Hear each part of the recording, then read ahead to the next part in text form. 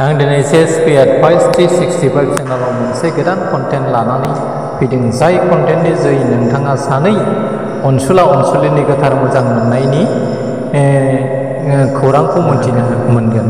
बे सानै अनजालु अनजालिनि मुङानो जाबाय अनुकुमारी आरो आशु कुमार।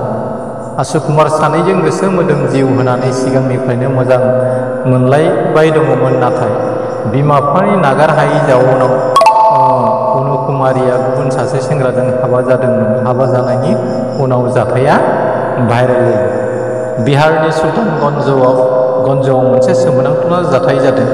खारबाय थानाय रेल गारिनि टयलेटआव जुलि जानायनि सावगारि भाइरेल जादों। जाथायनि सायाव मिथिनो मोननाय बादिब्ला दान मोननै सिगाङावसो किरणपुर मुंनि गामियाव अनुकुमारी मुंनि सासे आइजोआ जुलि जादोंमोन, नाथाय बे जुलिखौ गोजोननाय गैयामोन। बेबायदिनो बियो जुलि जाखांनायनि उनावनो फिसायखौ नागारनानै बिहाव बिखुनजोनि न'निफ्राय गाव मोजां मोननाय आशु कुमार मुंनि सेंग्राजों खारखोमालाङो। मानोना बिसोर सानैजों अराय समनि थाखाय जुलि जानायनि रादाय होखालायनाय दंमोन। खारखोमानायनि उनाव गावनि मोजां मोननाय अनजालुजों बेंगालर फारसे थांनायनि थाग थियारि खालामो।